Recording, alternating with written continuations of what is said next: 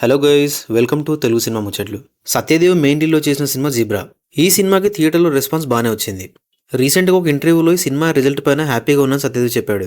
అయితే ఇప్పుడు ఈ సినిమా ఆహాలో స్ట్రీమింగ్కి వచ్చేసింది. కానీ ప్రస్తుతానికి గోల్డ్ మెంబర్షిప్ ఉన్న వాళ్ళకి అవైలబుల్లో ఉంది. అందరికీ December 28 నుంచి అవైలబుల్లో ఉంటుంది. సరే, ఇంకా లేట్ చేయకుండా ఈ సినిమా ఎలా ఉందో రివ్యూలో చూద్దాం. బేసిక్ స్టోరీ ఏంటంటే, సూర్య ఒక ప్రైవేట్ బ్యాంక్లో వర్క్ చేస్తూ ఉంటాడు.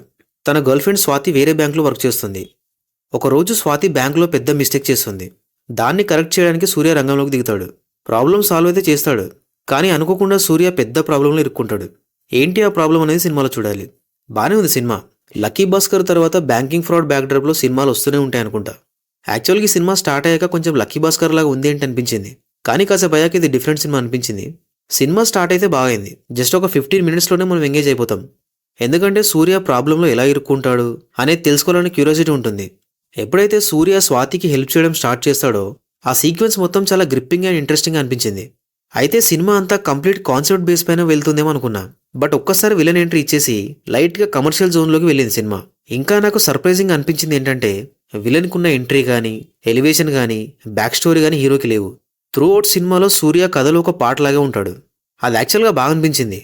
ఎలాంటి అనవసరమైన బిల్డప్ లేకుండా, సపరేట్ ట్రాక్స్ ఏమి లేకుండా బాగుంది. కానీ విలన్కి అంత బిల్డప్ అవసరం అనిపించింది ఒక టైంలో. ఫస్ట్ హాఫ్లో బ్యాంకింగ్ సీన్స్ అన్ని చాలా ఇంట్రెస్టింగ్గా ఉన్నాయి. విలన్ స్టోరీని ఇంకా వేరే సబ్ స్టోరీస్ని హీరోకి కనెక్ట్ చేసింది అంత కన్విన్సింగ్ అనిపించలేదు.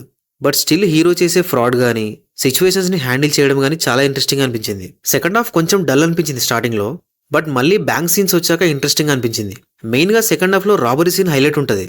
అందులో సత్య కామెడీ ఇంకా హైలైట్. యాక్చువల్గా సినిమాలో కోర్ ఐడియా చాలా ఇంట్రెస్టింగ్గా ఉంది, బట్ దాన్ని టూ మెనీ సబ్ ప్లాట్స్తో చెప్పడం కొంచెం కన్ఫ్యూజింగ్ అనిపించింది. అయితే సినిమాలో through out bank related scenes చాలా బాగున్నాయి, అండ్ అలాగే లాజిక్లెస్ సీన్స్ కూడా చాలా ఉన్నాయి. వాటిలో చూస్తున్నంత సేపు మరింత ఈజీగా ఫ్రాడ్ చేయొచ్చా అనిపించింది. ఓవరాల్గా సినిమా అయితే డీసెంట్ అనిపించింది. ఇంకా సినిమాలో అడల్ట్ కంటెంట్ అయితే ఏం లేదు. యాక్టింగ్ విషయానికి వస్తే సూర్యగా సత్యదేవ్ బాగా చేశాడు. యాక్చువల్గా తన సినిమాలు ఎలా ఉన్నా సరే తన వరకు మాత్రం బాగా చేస్తాడు. దీంట్లో కూడా చాలా సెటిల్గా పర్ఫామ్ చేశాడు. అండ్ ఆబ్వియస్లీ డైలాగ్ డెలివరీ చాలా బాగుంది. స్వాతిగా ప్రియా భవానీ శంకర్ పర్లేదు. ఆదిగా దాలి ధనంజయ బాగానే చేశాడు. యాక్చువల్గా హీరో కంటే ఎక్కువ స్క్రీన్ స్పేస్ ఉంది తనకి. ఓన్ డబ్బింగ్ అనుకుంటా, అది కొంచెం బాగాలేదు. సత్య ఇప్పటిలాగే తన కామెడీతో బాగానే నవ్వించాడు. Sunil just okay. తన క్యారెక్టర్ కూడా అంత ఇంట్రెస్టింగ్గా ఏం లేదు. సత్యరాజ్ ఒక డిఫరెంట్ గెటప్లో కనిపించాడు, బట్ తన క్యారెక్టర్ అంత ఇంట్రెస్టింగ్గా డెవలప్ చేయలేదు. ఇంకా rest of the actors okay. టెక్నికల్గా సినిమా బాగానే ఉంది. సత్యదేవ్ కెరీర్లో హై బడ్జెట్ ఫిల్మ్ అనుకుంటా ఇది. సినిమాటోగ్రఫీ కానీ, బ్యాక్గ్రౌండ్ స్కోర్ కానీ అన్ని టాప్ నోచ్ ఉన్నాయి. బట్ రవి బసరు సాంగ్స్ అయితే అస్సలు బాలేవు. Director Eshwar Karthik. Banking fraud backdrop core idea బాగుంది.